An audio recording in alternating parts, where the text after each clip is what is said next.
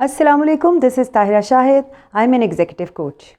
कामयाब होने के लिए हम बहुत कुछ करते हैं, बड़े पापड़ बेलते हैं, बड़ी मेहनत करते हैं, हम चीज़ों को स्टडी करते हैं, हम एनालिसिस करते हैं, हम बिज़नेस डेवलप करने के लिए क्या कुछ कर रहे होते हैं।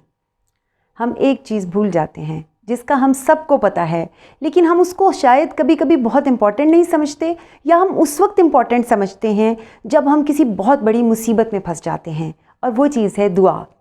हम सब नमाज़ पढ़ते हैं, हम दुआ मांगते हैं, और हम इस तरह दुआ मांग रहे होते हैं यूजुअली कि हम कनेक्ट ही नहीं कर पा रहे होते। हम जिससे मांग रहे होते हैं हमें ख़ुद नहीं पता होता कि हम क्या मांग रहे हैं। हम बस अपनी ज़ुबान से मांगते हैं और हम उठ जाते हैं। दुआ मांगने के लिए ज़रूरी नहीं कि आप जाए नमाज पे बैठें, आप हाथ उठाएं और फिर आप दुआ मांगें। दुआ एक कनेक्शन है जो किसी भी जगह पे जुड़ सकता है। वो आपके दिल का अल्लाह के साथ कनेक्शन है। आप कहीं भी दिल से दुआ मांगें, आप सोचेंगे कि ये क्या हुआ कि वो फ़ौरन कबूल हो जाती है, और कभी कभी वो थोड़े टाइम के बाद कबूल होती है। अच्छा, कभी कभी ऐसे लगता है कि हमें फ़ील होता है कि शायद दुआ हमारी कबूल नहीं हुई। हमारी दुआएं कभी रायगा नहीं जाती। अल्लाह की ज़ात बहुत अजीम है।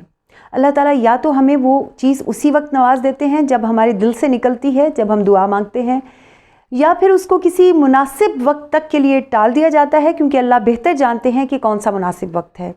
या फिर हमारी दुआएं इस तरह कबूल होती हैं कि हमें उसकी जगह पे कोई और उससे ज़्यादा बेहतर चीज़ दे दी जाती है, और हमारी वो ना पूरी होने वाली दुआएं सारी इकट्ठी करके हमारी आखिरत के लिए रख ली जाती हैं।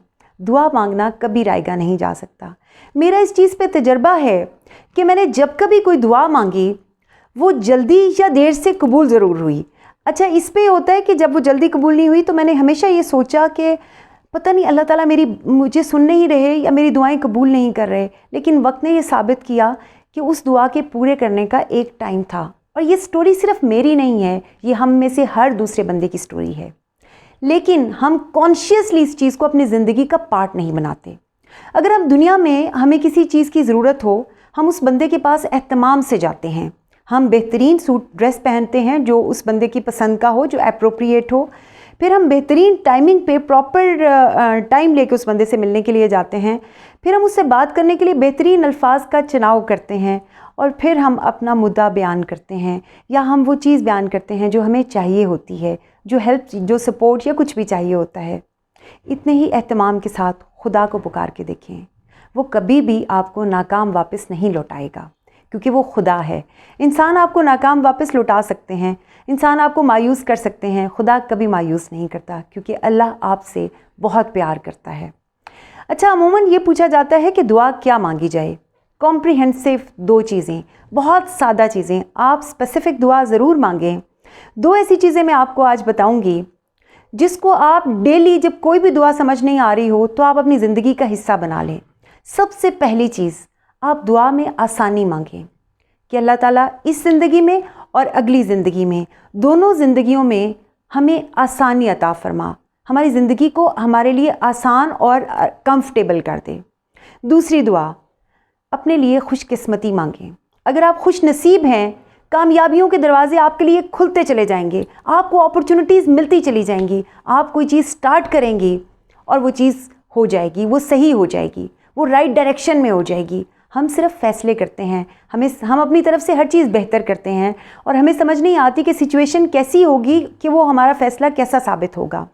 ये एक्चुअली हमारी अक्लमंदियाँ नहीं होती जो हमसे सही फ़ैसले कराती हैं। एक्चुअली ये अल्लाह का करम होता है कि हमारे फ़ैसले वक्त के साथ सही साबित होते हैं। अगर हम खुशकिस्मत हों, खुश नसीबी की दुआ मांगें, अगर वो कबूल हो गई, हम खुशकिस्मत हो गए, तो हमारे सारे फ़ैसले राइट डायरेक्शन में जाएंगे। हमारी ज़िंदगी में कामयाबियाँ ही कामयाबियाँ होंगी, ऐसी कामयाबियाँ जो अगली ज़िंदगी में भी हमारे लिए आसानियाँ बन जाएंगी। अल्लाह ताला आप सबका हमें नासिर हो। अपनी दुआओं में याद रखिएगा। हम जल्द मिलेंगे एक नई सोच, एक नई वीडियो के साथ। अल्लाह हाफ़िज़।